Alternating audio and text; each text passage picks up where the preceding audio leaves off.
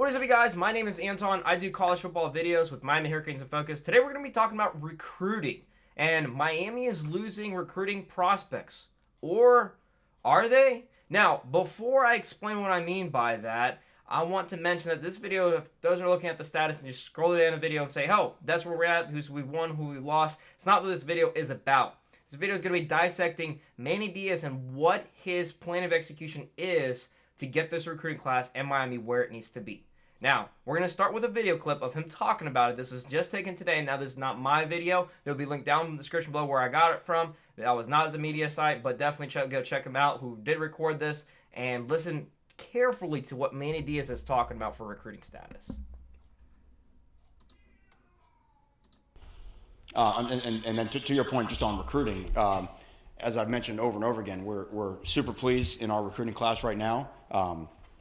As always, there's going to be some shuffling around, some initiated by both sides, let's just say, and we're very excited about where it's going. We've got we had a great little group of guys on our campus last night, and the arrow is pointing up. So again, I can't be more pleased at how our recruiting is going, and what I like about it is, again, we have a lot of solid guys in this class. What we have shown, what the team on campus has shown this year, the guys that bleed orange and green, that care about Miami, and that will work and have a passion for this game, end up making plays and being great Miami Hurricanes.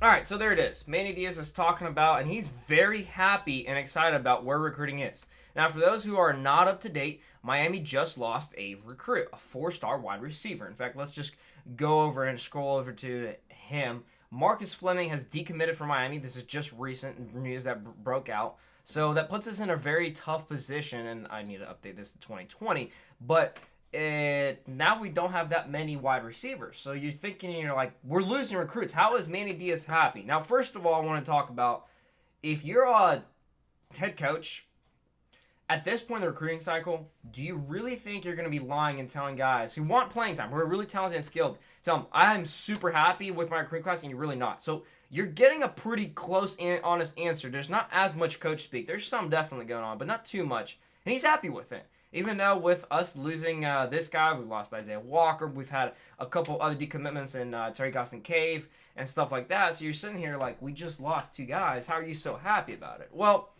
if you listen carefully to what he says, he's talking about them initiating it on both sides. Now, I'm going to use a specific 2 wide receivers for this explanation. And we'll see if this will be proven in time, if this is really Manny Diaz's style. But basically, he's looking for not only the top-end talent guys, but Miami guys. We keep hearing him talk about that. In fact, here's a quote on 247 Sports. We have a little bit different of a protocol, he talks about, than what it takes to commit. A little bit different than what it was in the past. And there's a series of guidelines that you should follow. They don't stop people from taking a visit. He talks about that, okay? You can go take a visit, but they have the ability to then go look for other recruits. Because Miami's been screwed over more and more times by guys putting Miami in the top 3 charts and then decommitting or whatever it may be, and us not having the success we wanted to on the recruiting field. So, this refers to Marcus Fleming. Now, what does this all mean? Basically, this guy was walking around taking visits to other places. Miami's like, all right, you can go ahead and do that. You want to do that, you're committed to us, but you want to visit them? Great. What we're going to do, we're going to visit other wide receivers. We're going to go see other guys. And you know what? We'll throw them up an offer if we see that they're 100% committed in all Miami and we like them, and we may nullify yours. So he puts in a hazy place, but that's basically what he's mentioning. That doesn't always happen. Not that Miami does not want every 4 and 5 star. Losing a 4-star is never a great thing. I would always want everyone. But if you look at Miami, and here's the other part, the second part of this whole argument, which we'll get into later, is the allotment of your scholarships to the positions of need. Miami has a guy committing this Friday, Worsham, who is also a 4-star, which Bama and Miami are basically the top 2 at this point. There's top 2 prospects. Now, there could be a surprise, but it's seeming, with all the rumors and news, is heavily leaning toward Miami. Okay, and then you look and say, okay, so did we go for him instead of this guy? It's potentially what is happening. And then Tariq Austin-Cave. Yeah, it is at a position of need that we lost him. But the way you've been hearing Manny Diaz talk, it seems like he's taking out the lesser talent as well and going for the better one. Which Duh, you want to see that, you want that to happen as long as it happens. Because, and here's where I'm going to the second part of the argument, position of need and allotment that you have of your scholarships. I don't want to see Miami have 5 running backs and then a Rigoni walking in on linebacker. Now, we did have players other than Rigoni walking at linebacker, which we've called Diaz's bull before. He says one thing and does another. 11th best player on my field, that's bull if Rigoni's going on there. He's not the 11th best player on that field. Neither would be running out a quarterback at a wide receiver position you think is you're smart because it's 11 best men on the field. Tate Martell is not the best wide receiver or one of your best wide receivers to be on the field. Has not had time to prove it. Don't tell me that bull. He's done this all throughout the season. So he's got to prove this to us. But this is basically the mentality that he has is if you're a Miami committed guy, you better be committed to Miami. All Miami green and orange blood. That's what he keeps talking about. If you're not, we'll go find someone else. And we're not going to waste our time with you. Which I like that. Miami's been screwed over a lot of times by this. Second thing I want to mention is it's too early. It is too early to start dissecting and saying this class is great or not. I'm happy if this truly gets executed to the point that it is.